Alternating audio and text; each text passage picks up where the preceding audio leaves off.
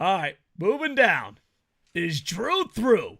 Drew McIntyre, according to reports, according to the internet machine that has never been wrong, is he's coming up on being a free agent. He might just be tickling the balls a little bit for storylines. He might be this little kayfabe shoot. But if Drew McIntyre is done, because A, he's amazing. He's an amazing wrestler. He's an amazing sports entertainer. There is a difference.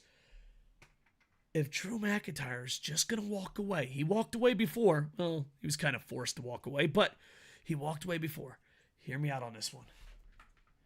Drew McIntyre in the G1, then returns to WWE. There, I said it. I want it to happen. Make it happen, Raccoon. Do you think he's leaving? So all right. Fantasy book me. There's things I would love to see him do. Realistic me, I don't see why he would leave. Think about where he is on the card. Like, yeah, he doesn't have the main title, but he's undeniably in the main event, consistently a main eventer in WWE, which is, whether you love WWE or not, in the wrestling world, it is the top. I could see him wanting to get paid a lot more and going to the bank, but I don't see him going anywhere else and elevating himself higher than he already is. Yeah.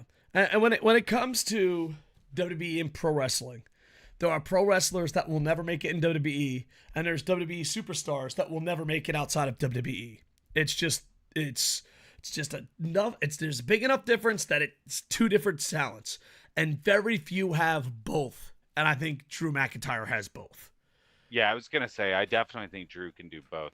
Like I don't think he would do it, but I would love to see Drew McIntyre do the G1 and go for a round in Noah because he likes working stiff.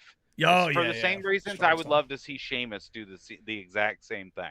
Yeah, it would be because great. I know they would put on amazing matches. Just look at if you don't think so, then all I can say for anyone, Mania. if you like strong style, go watch that Mania match with those two and Gunther. That was Mania, right?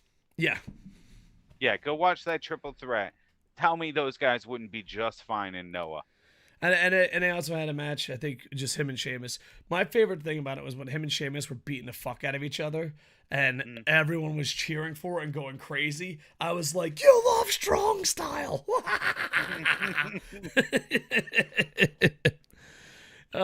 If only people knew what they loved instead of worshiping a corporation. Well, the good thing is Drew McIntyre is on a small list that could be a sports entertainer or a pro wrestler. And who knows? I think the fact he could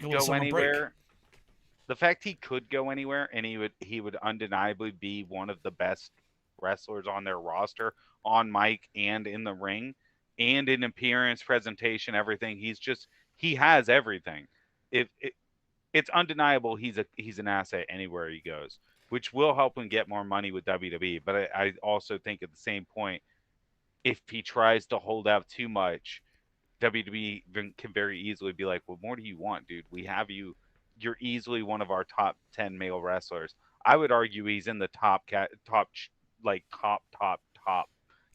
their talent in terms of how they book you and how they treat you in kayfabe and the opportunities you get. He's undeniably, I would say, their top heel with Seth Rollins and Roman. Yeah, he's definitely top talent. And on that, but if CM Punk ever gets healthy, they got a good feud cooking and good storyline cooking. And the best part is when CM Punk returns, you have all those clips in the can. You got all those clips in the can to build up a storyline right away. So could you imagine if Drew started requesting Punk to do commentary on his pay-per-view matches and then doing the go to sleep on people? Oh, that'd be great. That'd be great. And then shouting out. Could you imagine if he yelled, "You stole it, I stole it"? Oh, that would be awesome. Oh. Or if he accused him of stealing it, he could just be like, "I stole it, you stole it." Well, on Twitter, and Twitter's never been wrong, there's a lot of talk about CM Punk doing commentary because he can talk. Yeah, I've heard rumors of CM Punk doing commentary and Big E, and I think if Big E can be around it right now, like, because when wrestlers lose the ability to wrestle. It's like Daniel Bryan didn't want to be around it when he thought he couldn't wrestle for a while. Like, you get it. It's a mental thing. They don't want to be around something they can't do that they love because it hurts them. Yeah. If he's not in that state where he can be around it and love it, man, I would love to see Big E and CM Punk both on commentary.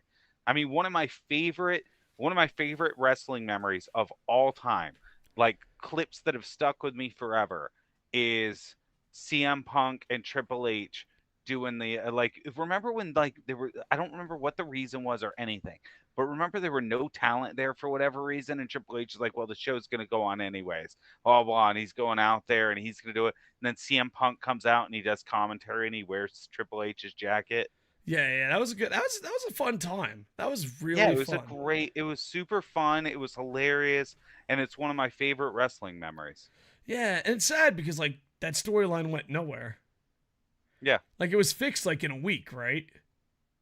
I don't remember. I don't know. I remember anything like about it really. was like, oh my god, are they gonna go on strike? And boom, out of nowhere. It's like, nope, problem solved. Problem staying solved. Don't worry about it.